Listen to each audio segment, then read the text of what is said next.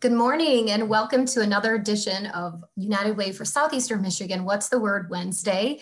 My name is Audrey Walker and today we will be talking about how to find summer programs for youth. In the last 10 minutes of today's conversations, we'll be taking questions, so please leave your questions in the Q&A box if you're watching on Zoom or the comment box on Facebook. And now I'd like to give a warm welcome to United Way's President and CEO, Dr. Darian Hudson, to say a few words. Thank you, Audrey, and good morning, everyone, and thank you for joining us for What's the Word Wednesday. We are here today to talk about some issues that have been affecting all of us, regardless of how old our children are, regardless of what part of the region we live in. We've been impacted by COVID-19, and it's brought a lot of challenges to our families and specifically our children. Because of this, we know that our out of school and our summer program offerings are more important than ever, and they help us fill in those critical gaps that are left with voids in our typical school day. This is why we are pleased to be joined today by Sara Plachta Elliot, who is our Executive Director of Detroit's Youth Development Resource Center, to talk about Discover Your Spark. It's an online tool that helps parents and caregivers find affordable, accessible summer and after-school programs that fit their children's interests and their families' needs. Sara began her career working in after-school and summer programs, as well as in youth mentoring and neighborhood development organizations in Kalamazoo and Ypsilanti. She then focused her career on community-based participatory evaluation and capacity building. Her social work and evaluation experience have centered on positive youth development, caregiving, mental health, child and family policy, and philanthropy. Sara holds a master's degree and doctorate in social policy from Brandeis University, focused on children, youth, and families. She also holds a bachelor's degree in social work and a master's degree in applied sociology. Sara has built her career around serving youth and their families and is the founder of Detroit YDRC, which has been serving our community since 2013. So we are very pleased to bring Sara to you today. And Sara, I just want to give you a very special thank you for your partnership since I've been here since 2018. And we've done quite a bit of good things for our community together, some good work together. And I'm just glad that we're able to continue to do so. So looking forward to hearing what you have to share with us today, and welcome. Thank you so much for being here. Good morning, everyone. It's so great to be here representing our wonderful team at the Youth Development Resource Center, as well as our broad network of youth development programs throughout the region. I'm going to share my screen real quick, and we're going to share with you this tool that we created in partnership with the United Way for Southeastern Michigan called Discover Your Spark. So several years back, we've been talking with United Way about the need to really elevate summer as a time when young people are often out of school, and that it's also a time where really great skill building can happen, and they can explore their interests, get involved in different programs, meet new friends, get connected with more caring adults. And so we launched a platform that was called Summer Spark. You may have heard of that. And then a couple of years ago, we expanded it to be year-round. So we changed the brand a little to Discover Your Spark. And it's all about helping you as parents, caregivers, and young people yourself find those out-of-school time programs that can really spark your interests and get you connected to people who are caring and want to help you learn and grow. So I'll quickly introduce the Youth Development Resource Center. Dr. Hudson gave a wonderful introduction. We have a team of staff and program quality coaches, assessors, trainers that support our network of providers. Today I'm joined by Yolanda Scarborough, who is our senior improvement coach and trainer. She's also the CEO of Camp Dinner Table, which is a wonderful program my daughter, we signed my daughter up for, and she participated in recently, that gets young people cooking and gets their families involved and restores that routine that a lot of us need about, having dinner together as a family. So Yolanda's going to join me in answering some questions and talking about what to look for in a high quality program. As I mentioned, hundreds of programs all over the region. these are some things that a out of school time program can do for your child and your family. Spark a new interest, so explore sports or STEM or all kinds of different things. A lot of youth programs offer a very youth-centered space and that sense of belonging. I know as young people, we always wanted to belong somewhere, and sometimes that's in places outside of school. So youth center, those kind, or a sports team or a class, those kinds of things. That's a very important developmental need that we all have, is to feel that sense of belonging. Programs can help build academic motivation and social emotional skills. So even if the program's not like a tutoring program or really focused on literacy or math or STEM, most youth development programs will help with young people being motivated to learn and grow. And that all translates into like how they might perform in literacy and math. If they're excited about learning, it will help them be more motivated academically. And then, of course, youth programming is a place where we grow our social emotional skills, even out on the sports field, dealing with disappointment, doing art and exploring all those emotions. Lots of ways out of school time programs are the ideal place to really grow with social and emotional skills. Of course, it's a place where your child can be safe while you're working. And then it's also a place where young people and family members can get connected with other caring adults, because as parents, I'm a parent, Yolanda is as well, you can't do this alone. It takes a village to raise a child. And so families are healthier when we're all better connected and have that support, especially right now. So lots of youth development providers are out there wanting to connect and support your family. So how do you navigate to this website? You can type in discoveryourspark.org. Right now we have about 200 plus programs throughout the region, all ages, pre-K through kindergarten, or as young as pre-K and kindergarten all the way up through high school. There are a lot of online options. There are more and more in-person options. There are activities, sports, arts, science, math, and a lot more youth development, life skills, cooking, all different kinds of things, career prep, youth employment.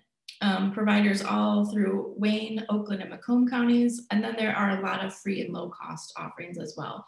And I'll show you how you can search for those different options. So when you go to the website, you will see like a button that says search for a program, and it'll take you to this second page, which is the program finder.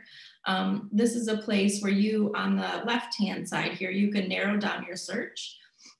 Some summer programs run all summer, some are, a few weeks, some are a lot of 1 week camps.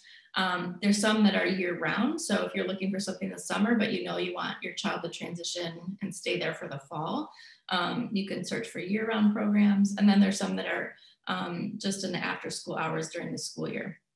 So you can type in what days you need, what grade your child is in, different activities that you might want to get them to be involved in. One of the features we added last year was this register online button. We were hearing from parents that they wanted the website to take them to like where the registration page might be on that organization's website. So as you click through it, it more than likely will take you to the web page for that organization. If that organization doesn't have a website, it might take you to like the contact information for that organization. And then there's this blue results as a map button. You can press that if you want to see the map of the region and where all those programs are. So lots of ways to search and narrow down and find what might be a good fit for your organization or for your family. So lots of different providers that are listed in the program finder. There are quite a few of Parks and Rec departments that offer summer programming all over the region. Detroit Parks and Rec is having a few in-person sites and open registration last week. Farmington Hills, I know, is a community that has lots of summer camp programming. So that's one place, and those will be listed. The Boys and Girls Club, the YMCAs, they tend to be organizations that have options that are, if not free, then low or moderate cost as well. And then there's lots of other specialty programs that you'll find in the program finder. And happy to, as we do some Q&A, answer specific questions about what types of programs you might be looking for. And then I'm going to turn it over to Yolanda. As I mentioned, she's one of our improvement coaches. And in times before COVID, our organization would go out and do on-site program observations and rate the quality of the program, and then share that information with the program providers and coach them on how to improve the quality of their program. So I'll turn it over to Yolanda. She can talk about what parents should be looking for if they're looking for a quality program. Sure. First of all, it's safe. When we're talking about safe, especially in the time of COVID, that is like a major thing that parents are really looking for right now. So we want to make sure if it's a face-to-face program that masks are being worn. We want to make sure that COVID protocols are being followed. And we also want to know what those specific COVID protocols are. So those are some of the things we're looking for as far as in-person safety. We also want to make sure that there's a sense of a supportive environment. We want to make sure there's smiles when we get there. We want to make sure that our students are feeling engaged with the humans that they're going to be working for. And then skill building, if you're doing a cooking program, you want to make sure that there's different activities that they're learning at these activities. If it's a math program, if it's an academic program, you want to be very well immersed in the curriculum. You want to make sure there's documentation, like they're giving you something in your hand. It's not just a lot of vocal talking, like there's something I can, as a parent, take home and I can look at and I can talk to my young person about this. And as we get into the question and answer, we'll go deeper into those three: the safety, the supportive, and the skill building, because you know what you're looking for as far as safety, you know what you want as far as a supportive environment, and you also know what kind of skills you're looking for. So we will go into a little bit more detail with the question and answer period. Thanks, Yolanda. And just a little deeper on the COVID safety, there are more and more in-person options. And even school districts now have received federal money to offer summer programs. So you'll see over the next month, more of those programs listed in Discover Your Spark, more sites. And, you know, with our children returning to in-person, COVID, because vaccinations are not yet available for all the little ones, we do still need to make sure that the programs we're sending our young people to are practicing those COVID safety measures, and that we're preparing our children. The last I heard, they had even extended down the mask wearing to 2-year-olds to prevent spread for the young people. So young people should consider to continue to wear a mask, always in person, outside if they can't socially distance. So we heard last week from the Detroit Public Health Department in one of our webinars to providers, and they said, yes, if young people are still within that 6 feet of each other, they do need to continue to wear masks even outside. And what they've also noticed is a lot of the spread is happening not necessarily in the program environment, but still outside the program environment. So that's socializing after the program. So to protect other children in the program, consider, you know, staying a little more strict this summer with how you interact with others to keep all the children safe in the program. And of course, continue to wash your hands and sanitize and all those kinds of things, and avoid touching your face.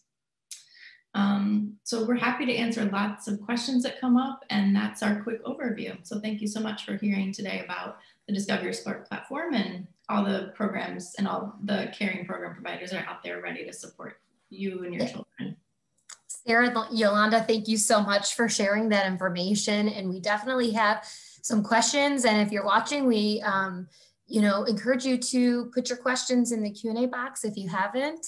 But one of the questions that we had to start out here is, what should parents be looking for as far as quality to youth programming? I know, Yolanda, you mentioned something about curriculum. Can you talk about that? Sure. So you don't want to come into a program where there's just a lot of verbal talking. You want to make sure that there's a curriculum that's been designed for the program. So for Camp Dinner Table, when you come into our program, it might look like we're just having a bunch of great fun, but no, we have a program that has been designed based off of social emotional learning needs, based off of the age of the young person. So you want to make sure it's almost like a college syllabus, if you will. You want to make sure that they're giving you something that lets you know what your young person is going to be doing. So you're not just, you get to a program and you're like, every time I get here, the students are being talked to. And that's great if talking to and discussion is part of their environment, but you also want to have something that you can check off and say, yes, did you do this today? I see this was on your agenda. So you want to make sure there is something there that speaks to quality, that speaks to making sure the students are having a program that can be followed and tracked by the parents and by the other staff that are there. Great. And then as far as, youth's mental health and social skills, how can these summer programs help with that?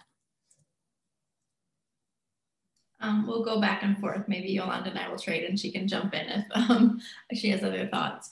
I mean, right now, connection is really imperative to our mental health. And a lot of our connections have been different. So we're still connected, obviously electronically, and that we don't want to underestimate like the positive mental health effects that has for our young people. I think if we're of a certain age, over 40, or, we remember times before we, connected electronically. Young people are growing up in a different world where this is just the norm for them. And so it might feel more, it might feel different to us, but it feels normal to them. So keeping them engaged in virtual programming can be a positive, element for their mental health. I think Yolanda's been great about reminding us our adult narrative isn't always the same as what young people are experiencing. So check in with your young person. Like, does virtual programming help them with their social, emotional, mental health, or not? Some kids, it is a negative experience. So just make sure you do what's right for them. And if it's that passive learning where the adult's talking at them, that's probably not going to be a great experience. But if it's very engaging, they're getting to know their peers, they're developing their skills, it's likely it is a positive experience. And then the same with in-person. Some young people may adjust really well to the COVID procedures and others may struggle with them. So it is individualized. Just keep talking to your child about what they need and want. Right now, this is kind of like more provider focused, but there are a lot of organizations right now that are offering mental health, like CPR classes. So I think that's very important to connect with those entities so that we do know the signs that we're looking for. So that's more focused toward providers, but that's a little tip that I would say is just go and find the resources so you can know what you're looking for. If a child is being really despondent and quiet and just being withdrawn, it might be that that's that child's nature, but we do also need to make sure as safe providers that we're watching for certain things. And some of us don't have the training for that, but there are resources out there that can help you with that. Now, how could I, as a parent, make virtual programming at home a little more engaging, or even that transition from if we've been learning virtually in school all year and now, yay, it's summer break, but we're still engaging in programming, it still happens to be virtual. How can we help to make that transition and make it more engaging?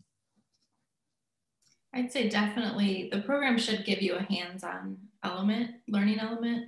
One of the really cool innovations, which I'm sure you've seen, is all these activity kits and learning kits. So as providers, we're like, oh, we were all like, how do we do this? And a lot of providers are like, just the virtual alone without that hands-on engaging isn't as high of quality. So they've been working really hard to pull together these kits with Camp Dinner Table. And my daughter, one of the staff dropped off a cooking kit at our door that had food and supplies for the whole 6 weeks. And so definitely ask, the program provider, like, are you going to provide some hands-on learning materials for my child, and then have those available during the session. Yes. Also make it conversational. When the kit comes to the house, open it up with the child. Even if it's not a kit, maybe it's just something that's on a flyer. Look over it with the child. Talk to your child about it. So don't change the narrative. If you hear your child saying, oh my God, we're going to be on virtual, we're going to be, to change that narrative. You get to be on TV, depending on the age, because they're in high school, that ain't gonna work. But depending on the age, have those conversations with them. Make sure that they understand this is a family affair. This is all of us together. We're in this situation together. I think sometimes the narrative becomes so negative that we don't even realize we're making it negative. So I say flip the script with them. Get into a positive, make it into something super exciting. You have 6 weeks of this awesome summer experience. So I think just talking about it with your young person, opening those kits together, reading the supply list together, making it a family affair. Are you finding that students are getting burnt out from virtual learning? Is there, recommendation to take a little bit of a break, or should we be jumping right into something new that's summer? Yolanda got to do a focus group with some young people a few weeks ago. There's a Detroit Creative Youth Development Coalition that we're glad to support a bit. So Yolanda, you want to talk about what the young people said? Sure. One of the things I want to make sure the providers remember is even before COVID, we did the work. We have to remember we did the work. So it would seem like you would want to take a break, but the young people, that's exactly what they're not. They don't want to break. From what we've heard at least for this particular group, they were saying when they get by themselves, when they get too quiet, they don't get to talk to their friends. That's when we start having those mental health struggles, whether it's just thinking negatively. So the break time could be something you all do within your own home. Maybe after they get off of virtual and they have to go back in mid-afternoon, do something where they go run outside and play, get some energy moved out. So the break is not necessarily the kind of break where we say, no, don't do virtual programming, but do breaks within your own particular home, in your own environment. Make sure the students are still doing things, even in their program, but make sure they're still doing separate things that bring them joy. Make sure if they're readers, keep them in their books. Make sure they're still getting books. Let them have a little bit of television time. So what I'm actually saying is balance. Balance is super important right now. They've had to be on virtual through the school day, a lot of them. Then they're called into their after school programs. So what your breaks look like are important. So breaks are good, but what they look like for the young person, let that kind of be their choice. What does their break look like for them? That's a good point, definitely, because I think sometimes we're so focused on the programming, we don't always think about the breaks, but it really is just as important for everybody. So that's, good point. Thank you. Now, there are some organizations that are offering in person, as you said.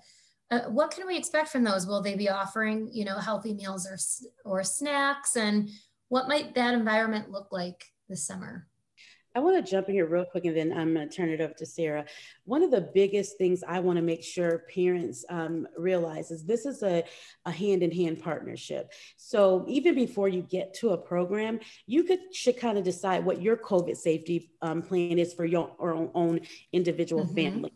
You should tell the students, okay, they might say 6 feet apart, but I want you, or 3 feet apart, but I want you 6 feet apart. So before you even go into program, have your own kind of rules, if you will, write them down, share them with the program provider, because one of the best ways of safety is to make sure that what you are following at home, as much as possible, can be followed within program space. So that's something that's really important to me, is just to make sure that you know what your home protocols are, and seeing if you can find a program that kind of matches that similarly. And then having those conversations with your young people to protect themselves from that home standpoint. Because a lot of times we get to the program, we're like, oh, we want the program to protect me. But it's also a responsibility of the parent to make sure they're communicating with their young person, you know what, this is what we do in our house. And we need to make sure that when you go here, you're doing those same things as well.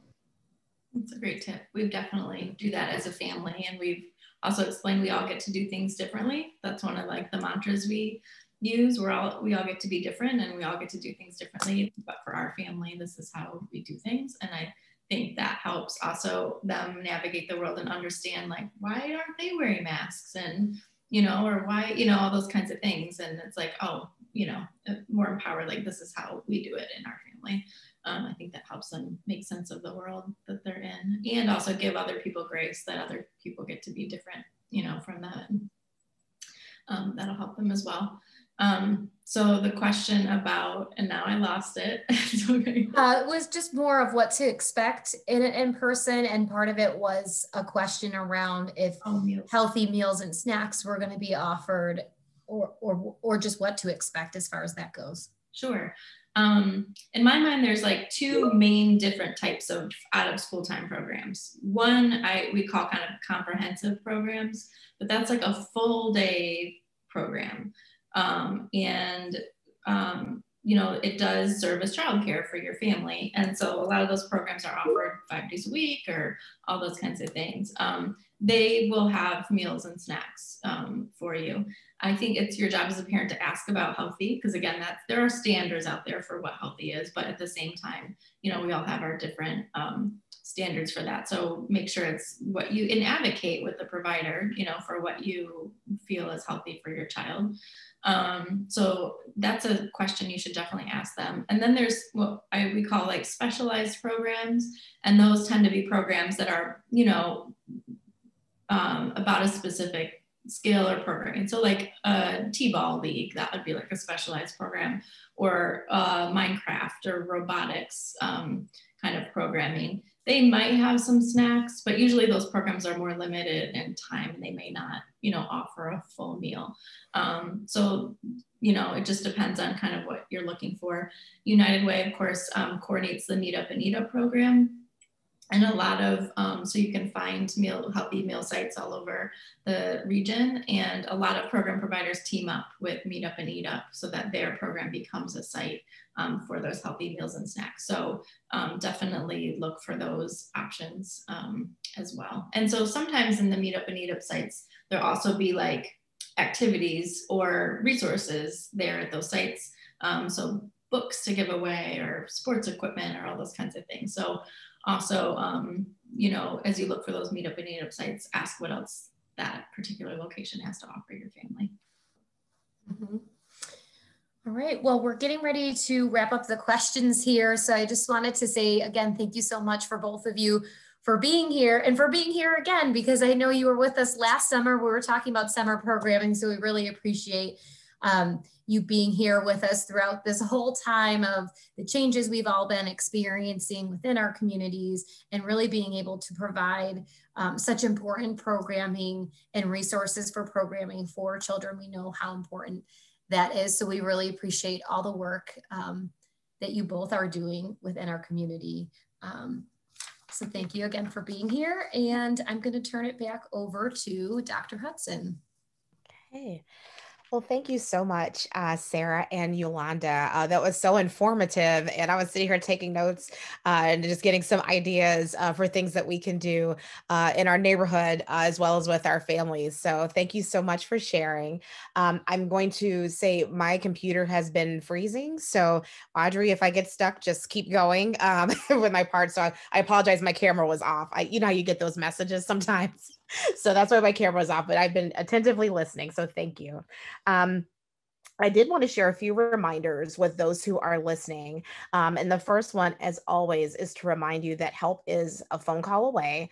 You can dial 211 if you need help of any type. And this is everything from food, shelter, transportation, childcare, and these summer activities are also all a part of what is available when you go to 211. You can also go to our website at unitedwayscm.org/211. We are also working with our health departments in our region to help coordinate vaccine scheduling. So you can start with 211, or you could also go to michigan.gov/COVID vaccine.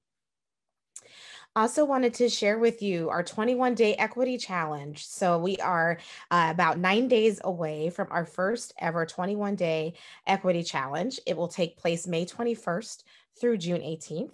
And our participants will receive emails every weekday filled with videos, articles, and infographics to broaden our collective understanding of the history and current issues surrounding racial inequity and what all of us can do to move our community forward.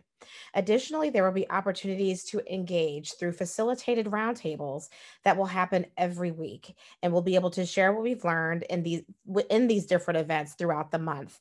So if you haven't signed up already, you can go to unitedwaysem.org/equity challenge. And we have city governments, county governments, a number of corporations, nonprofit partners, and community organizations that are participating. So we're hoping that you will join us. And lastly, I wanted to share next week's town hall.